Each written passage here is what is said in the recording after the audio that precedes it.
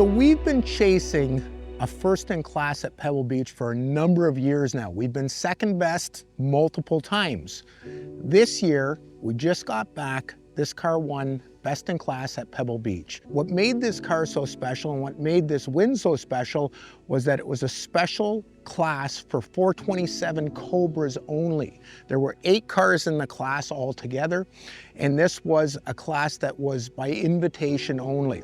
So we picked a car that we thought had a shot, not only because of its history, but because how special the car was. If you think about it, there's a bunch of different types of 427 Cobras. There's the street cars, there's the wide hip, the narrow hip, the SC cars, and ultimately the competition cars.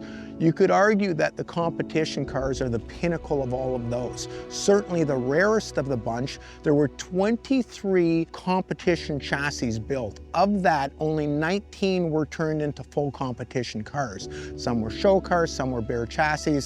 So really, there's 19 full competition production cars. What made them so different than a regular 427 Cobra? Let's go through that. And then we're also going to go through why we chose this car to do in hopes that we could win Pebble Beach. Originally, all the 427 competition cars, 50 of them came across. They were in bare aluminum. They were sitting on the tarmac at LAX. Then the cars, as they were ordered by racers, by street guys, the SC car, that's a whole different story. We went into that before. They were turned into full-on race cars. So the difference between a 427 comp car and an SC car or street car, really a lot of it's under the hood. So let's start there. So it all starts with the engine, 427 side oiler. Most street cars came with a center oiler, only the late cars came with side oilers. The competition cars, they had medium riser aluminum heads. They had a magnesium intake. They had an aluminum water pump. They had a bunch of really cool internal items that gave them reliability and a bunch of horsepower. Then on the exterior, they had oil coolers in the front. They also had a rear end cooler on that car. All of the radiators on the competition cars were not painted for a multitude of reasons. One, weight. Secondly, better cooling. They had the copper center in those radiators as well. That pretty much covers the engine.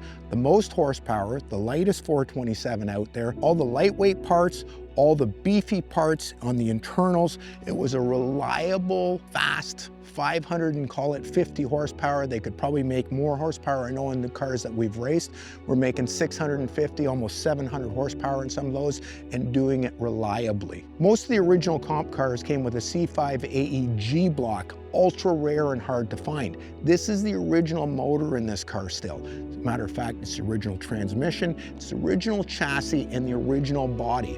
Of those 19 cars, there's very few, if any others, that check all those boxes. So many of these cars led a very hard life. If you read through the registry, the number that were crashed, rolled, wrecked, even had more trauma than that, it's a big, big list of those cars. These cars were raced hard and put away wet. So how did this car survive so intact? Well, it happens, an 18-year-old kid got this car given to him by his mother after he did a driving school. So how do we know this? Well, what's really cool is we're able to find some of the original paperwork. You'll love this story. Written right on the Shelby order sheet for Competition Cobra says the serial number, wet sump, guardsman blue, customer will pick up the Cobra in Los Angeles, go to the driving school in January of '66. So think about this, Dick Messersmith is an 18-year-old kid. He's getting this car bought for him. He's gonna go to the driving school and he ends up graduating from the Shelby driving school in March of '66, and then he goes racing. In May, he gets his SCCA license after having gone to the Shelby school, and he starts racing almost immediately. All the race results are there. That's the livery that it ran in his first couple of races, the number 98 in A production. Really cool story. Dick raced the car for a few years, won at least one race, and never really hurt the car in any significant way. The car's got a legitimate 3,439 miles on the car since 1966. It's unbelievable. These are still even the original seat covers from 1966. Super rare to get one of these cars that really hasn't been hurt. Then you look at all the gauges and all of the interior, and really all the original gauges, the wood steering wheel, all of the pieces are correct and have been with this car for almost its entire life. The bits and pieces that were service items that went missing or got changed over the years, we actually replicated them perfectly. The rebat batteries, the aircraft batteries, you can't get them, we made them. Like a lot of parts, a lot of these pieces on the car came from the aircraft industry. They were handy. You look at the valve caps on the wheel, those are aircraft industry type valve caps. They're still on planes today. You look at a lot of the hardware, whether it's the Aeroquit lines or all of the hardware holding on the side pipes. Anything that was done at Shelby basically got aircraft hardware on it. Same with the GT40s. Let's face it, they were at LAX. Why wouldn't they use it? If it's good enough for a plane, why wouldn't it be good enough for a race car? What else is cool about all the competition cars is people look at the drive shaft and the half shafts and go, why are they painted green?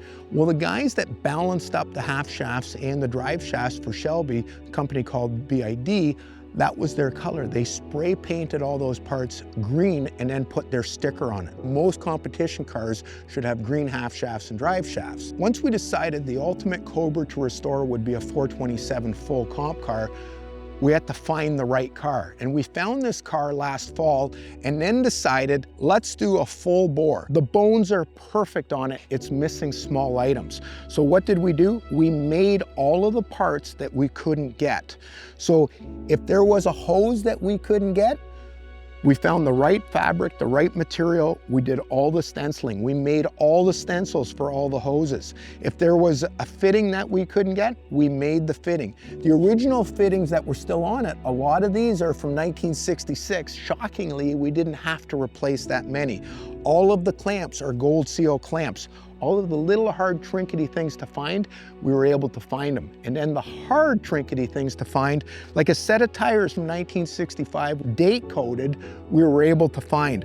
All of the race tires, if you check here on the stamps, they were x-rayed and okayed to make sure they were ready to race. We duplicated all of the stencils.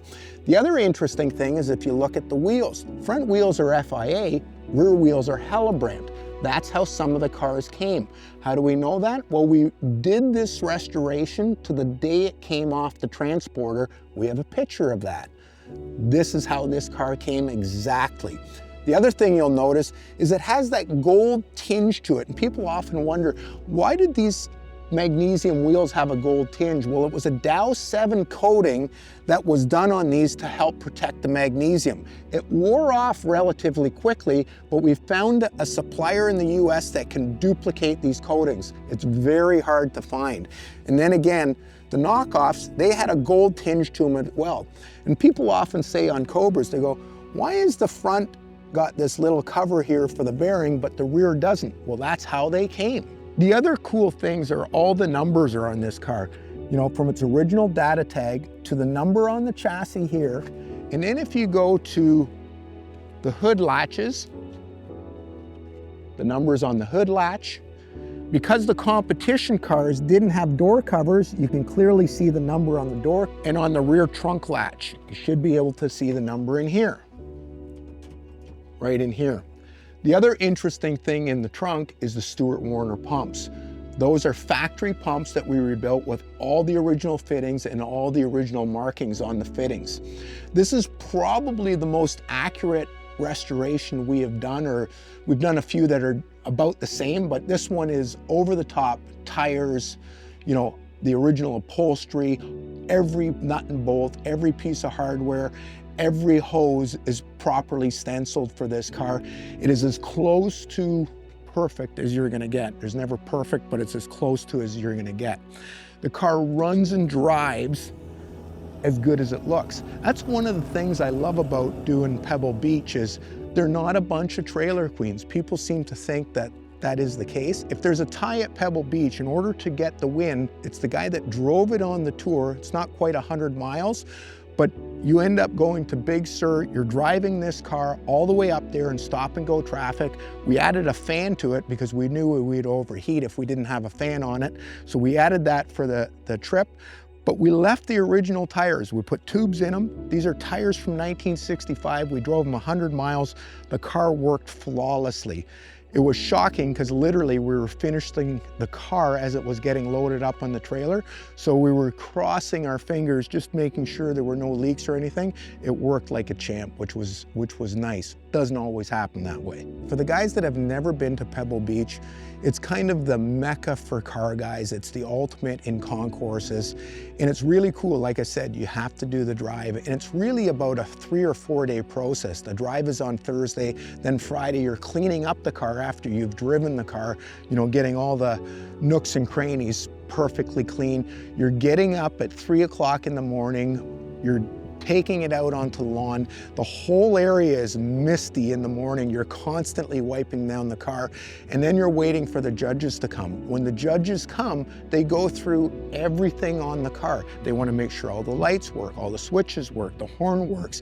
Everything needs to work on the car, and literally if it doesn't work, that could be the difference between placing and not placing, quite literally. Because let's face it, all the cars that end up on the lawn are a really high caliber of restoration. There are no slouches that end up on the lawn. Then they look at, you know, the quality of the restoration, the parts on the restoration, the history of the car, the significance of the car. And that's why I think this car did so well, is when you really break it down, it really is one of the ultimate Cobras. And if you look at those 19 cars, and like I said, you can count them on less than one hand, cars that even come close to having the pedigree of this car. This car was really special. We were glad to win. And Ryan, my son, who did this restoration, he did a fabulous job doing it, researching and making sure it was right. So it was a high point. It's 40 years we've been in business this year. To finally win it is a really special deal. First in class, goodness, it's the 1966 Shelby Cobra 427 Competition Roadster.